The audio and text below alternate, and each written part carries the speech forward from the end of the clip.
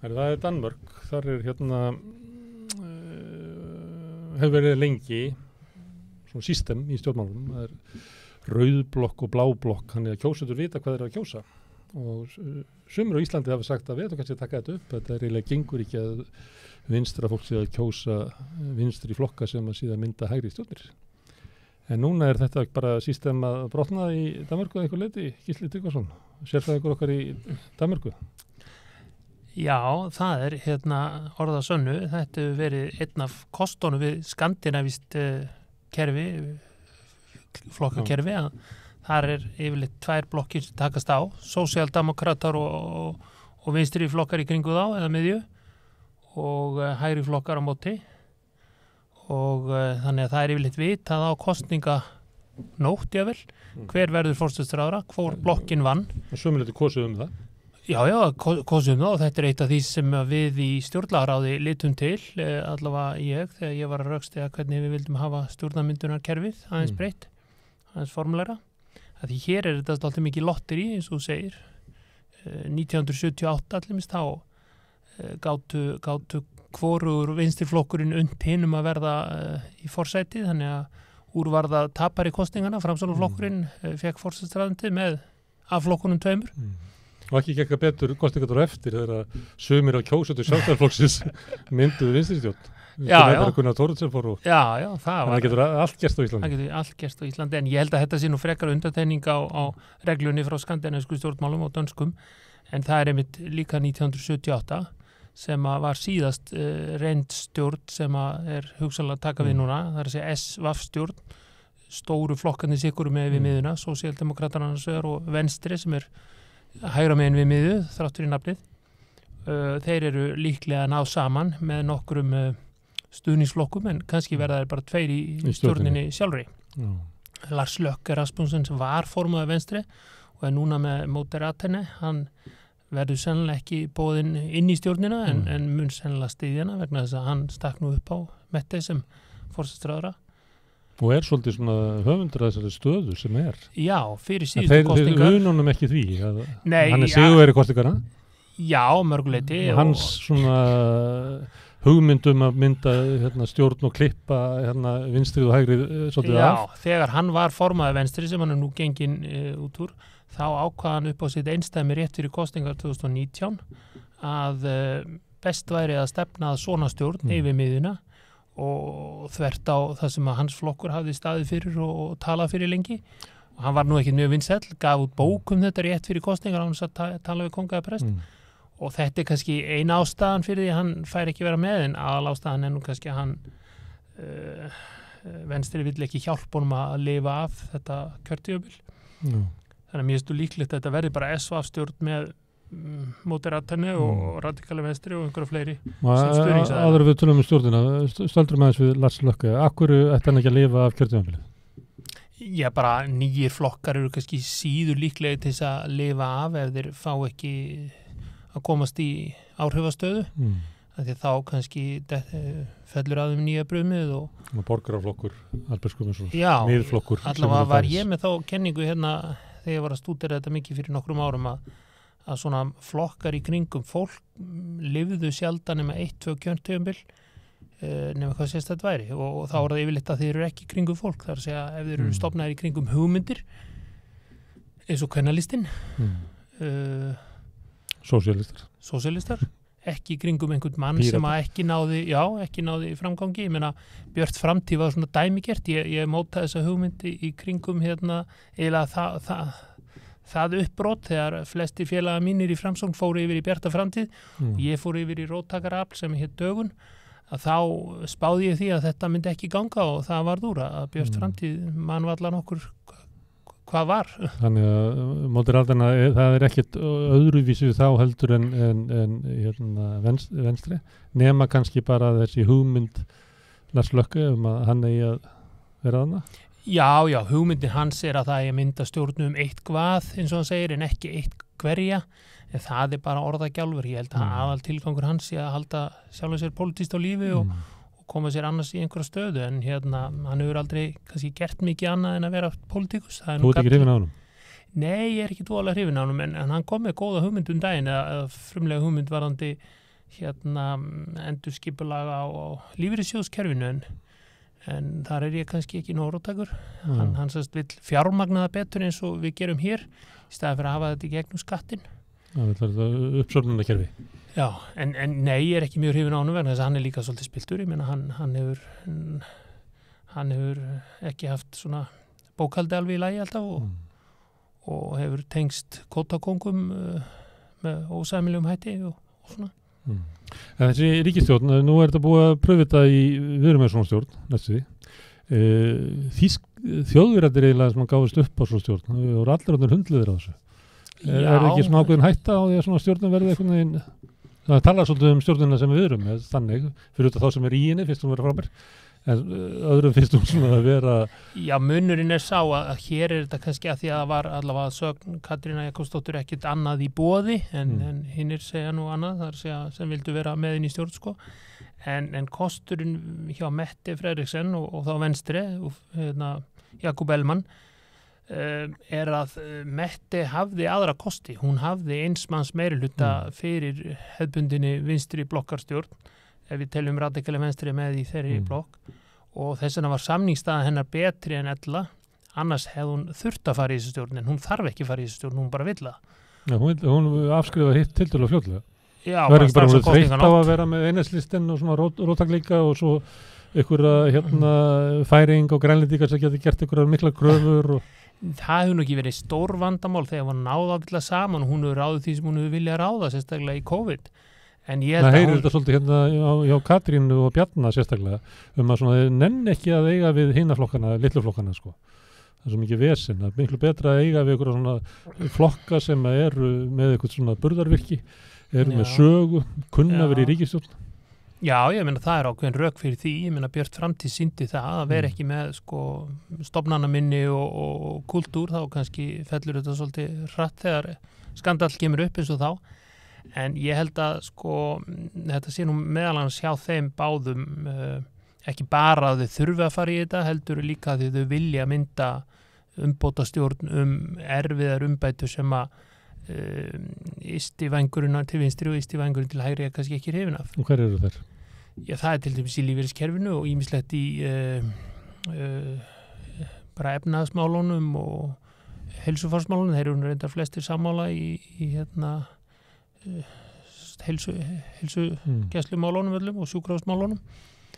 En ég hugsa að lífeyrismálin séu kannski einn af stærstu struktúrunum sem erfitt að fá vinstri fólki með í og svo útlendingamálin, það svona ákveðin samhljómur á miðjunum að leysa aðeins úr þessum ströngu útlendingamálum, þannig að það komi hreinlega fleiri vinnandi hendur meðalast til þess að leysa þá vandamálin í öldrunar og velferðarkerfinu. Þeir eru lentir í vandræði með sitt útlendingastöfnu. Já, þeir eru lentir í vandræði með það að því að fólk að eldast og það að fæðast færri börn og bara þetta almenna sem að Vesturlöndin standa fram yfir. Þau þurfa að, hvort sem líka betur og vel, að þykja fleiri vinnandi hendur sunnan frá og austan frá. Bara til þess að halda kerfinu gangandi. Já, halda kerfinu gangandi. Og halda svona eðlilegri líðheilsu. Já, en þeir vilja hins vegar velja úr og velja velmentað fólk sem að getur hjálpa til. Já, eins og margir.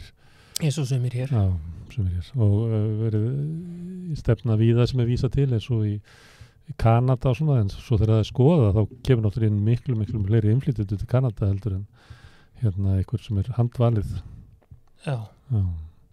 En af hverju til þess að breyta í lífeyriskerfinu þarf að losna við róttæka vinstrið? Er þá verið að færa þetta nær því sem hér, þar sem að uppsöfnunarkerfi, þar sem þú ert raunverulega að, flytja stéttaskiptingu af vinnumarkaðinum yfir og efri árin?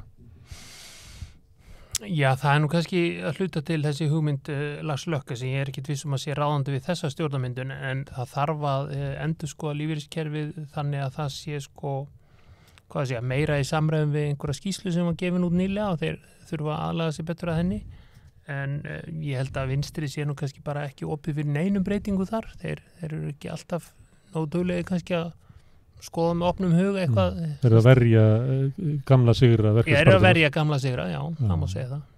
Og það og stundum eru gamli sigrar má kannski fórnaðin fyrir einhverja nýja sigra sko, en ég held að mig nú treyst á sósíaldemókratar sko takki enga kollsteypu í þessu og Venstri eru þetta ábyrgur flokkur á margan hátt, þeir taka engar kollsteypur gegn svona heldur smælingjunum sko, held ég. En þeir vilja auðvitað leta á skatta á þeim ríkari og það þurfa sósíaldemókratar þá að sætt sig við á móti og eitthvað slíkt. Svo það náttúrulega varnarmálin, það komin ákveðin konsensus hjá flestum flokkum í Danmörku að setja meira í þau og það breytir í stöðu Evrópumála eða friðarmála í Evrópu, hernaðarmála í Evrópu. Þannig að til að Glistrup ekki virka núna, við maður hafa bara símsvara.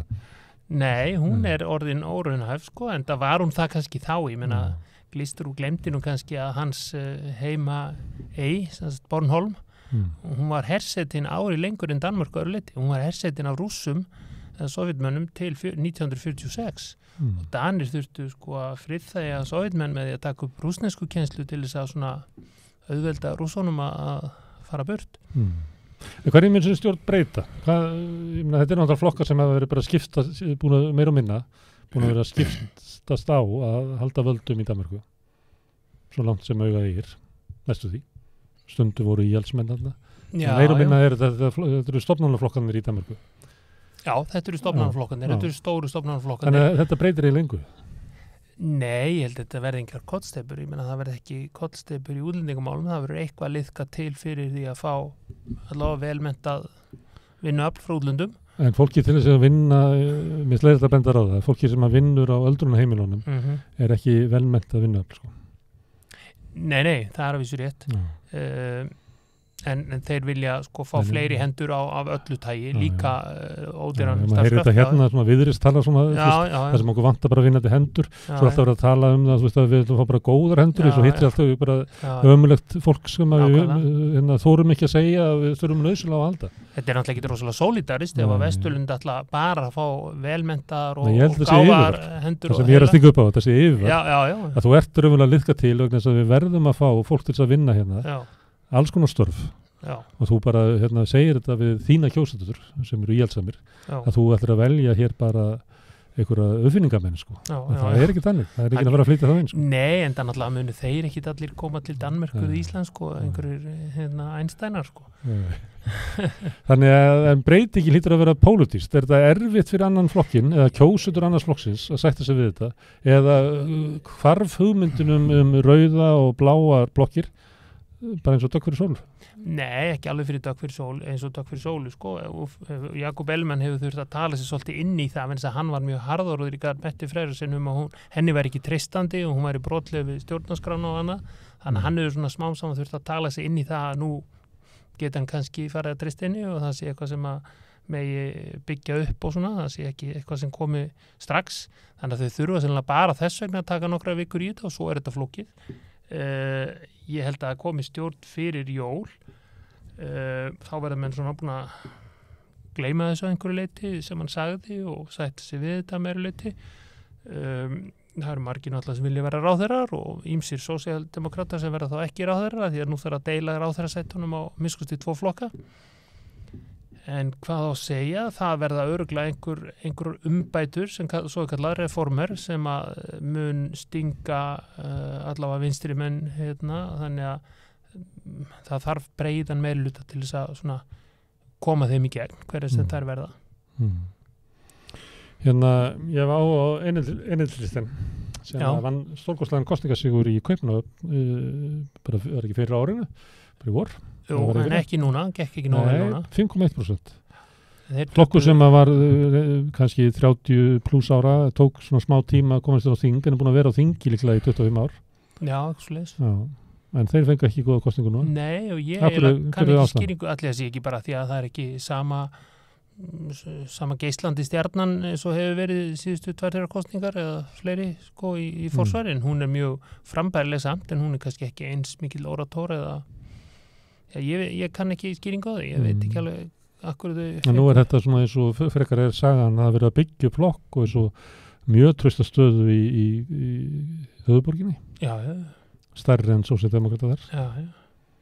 Þannig ég held að þessi flokkur sé komið til þess að vera og hann hefur haft mikil áhrif en hann hefur auðvitað stundum bara verið andvígur því sem að vinstristjórnin að gera en þurft að sætt sig við það, þess að hann vill ekki velta stjórninni og fá hægri stjórn í staðinn. En ég kann ekki skýring á þessu bakslægi, þetta var ekkit frábær framistæð hjá þeim og náttúrulega ennþá verið hjá radikali venstri sem að fengu síðan strax nýjan formann. Og þau náttúrulega bara vinguðu meir helming. Já, en það gera þeir yfirlega radikali venstri, sko. Þeir hafa stækkað og minkað nægilega til skiptis í 100 ár. Þú hefur mært dönsk stjórnmál að vera svona meiri svona umræða raunveruleg mál í kosningabaráttunni. Já. Þú fylgist með þessari kosningabaráttu. Er þetta ennþá svoleiðis að Danir geti dregið í gegnum þessar stuttu kosningabaráttu sínar umræðu mikilvæg mál, þannig að það verði til eitthvað svona sensus hvað þjóðin vill? Já, mér finnst það. Mér finnst umræðu þættinir þar miklu þroskaðri og betri og þáttastjórnundur góðir og það minna svona upplaup eins og við töluðum hér síðast eða þar síðast, sko, að menn koma með einhverja svona kostingabombu eins og gömlu vini mínir í Framsókn gera gjarnan, sko. Þannig að þetta yfirleitt eins og radikali venstri, þeir bara standa og falla með stefnu sinni þó hún sé óvinsæl og taka þá bara skellinn og svo kannski sjá kjósendur að þessi næst. Radikali venstri er ekki alltaf að hlaupa eftir einhverjum skoðanakönnunum. Það er kannski frekar sósíaldemókratar sem gera það svolítið og setja eitthvað á oddinn og síðast var það svoköldu Arne Pensjón sem við ætlum einhvern að helga sérstaka umræðu, þar segja snembær lífeyrir held ég að hafi kallað það, út af erfiðisvinnu fólki, já. Sem að hefur náðu í gegn. Já, þetta er bara djásnið í krúnu sósíaldemókrata, þannig að þeir mun ekki gefa það eftir og ég held að venstri mun ekki leggja það til, sko, þannig að venstri er búið að sætt sig við að þetta er komið til þess að vera. Og á móti er það auðveldra kannski fyrir sósíaldemókrata að sætta sig við einhverjar aðrar almennari breytingar á lífeyriskerfinu eða ellilífeyriskerfinu. Fyrir þá sem að fatta ekki hvað við erum að tala að þá er þetta að erfiðisvinnu fólk getur farið fyrr á eftirlaun og sömuleyti bara til þess að svara því sem við þekkjum alveg hér á Íslandi að erfiðisvinnu fólk er oft bara komið örorku þegar það komið á 60-aldur og 70-aldur að þá er það svona viðurkenning á því að vinnan sé slítandi og ólíkt slítandi, þannig að þeir sem eru í erfiðustu störfunum getur farið fyrr á eftirlaun og átt á lengri tíma í góða sæmilega heilsu í efri árum sem að þeim hefur verið meinað raunverulega með því að láta að vinna til 67 ára á sama hátt og þeir sem eru í minni slítandi vinnu. Já, ég veit ekki akkur menn tala alltaf 67 ára, sko, en þess að menn getur nú fara að taka lífeyri, sko, upp úr 60 og svo þurfa þeir ekki að hætta að vinna allavega hinn opinbera fyrir 70, sko, en 67 ára er bara oft nefnt að því að þá fá menn ellilífeyri sem er nú kannski ekki stór hluti af tekjum margra eldri borgara vonandi. Nei, en samt þetta á því að halda. Það eru ekki margir sem hafa efna á því að fara í lífeyrissjóðun og byrja að taka út 65 ára og hætta að vinna. Nei, en stefnan hér... Það verður með góð lífeyrissjóðið til þess. Já, en stefnan hér var náttúrulega að væri, sko, 3 stóðir í lífeyriskerfinu. Það væri söfnunarstóðin sem ég er nú stundum að tala fyrir að Danir ættu að gera meira af, að safna fyrir innkominu. Svo séreigna lífeyrissparnaðir sem komum til aldamótin og svo væri ellilífeyrin frá ríkinu meira svona þriðja stóðin eða varaleið, sko. Það er náttúrulega betra að vinnumarkaðarnir standi undir lífeyrinum sjálfur ef að lífeyrissjóðnir eru vel reknir auðvitað. Sem á deilum hvort þeir eru auðvitað. En þeir eru þó betur reknir en þeir voru þegar þeir voru, sko, 100-200, nú eru þeir mun færri, þó ég hef ekki tölað um. Ég til að deila við þetta, söfnunarkerfið og réttlæti í því. En við gerum það ekki núna í kvöld. Nei, gerum það ekki núna. En við ætlum að tala um snembæra, kannski setjum það saman í umræðum lífeyriskerfið. Herðu, Danir voru sendir heim á HM, þú er ekki á að hópa það? Nei, bara alls ekki. Vissir það ekki kannski? Nei, ég vissi það ekki. Þó ég fylgist vel með í Danmörku, þá er það bara ef það slýsast eitthvað inn í aðra fréttir áður en ég næði að slökkva, sko, þá frétti ég á þessu og svo er þetta náttúrulega alls þar á Facebook og Twitter, sko, þannig að maður kennst ekki hjá því. Ef þú værir að sækja fréttirnar í blöðin, þá myndur þú taka eftir þessu, því að þetta eru forsíðunar. Já, það er langt síðan ég fletti blöðum reglulega. Þannig að þeir grétu á forsíðunum í morgun. Já, greiðin. 200. Herðu, Takk fyrir Gísli að koma og tala um huggulegu stjórnmál í Danmörku. Já, Við ætlum að snúa takk fyrir okkur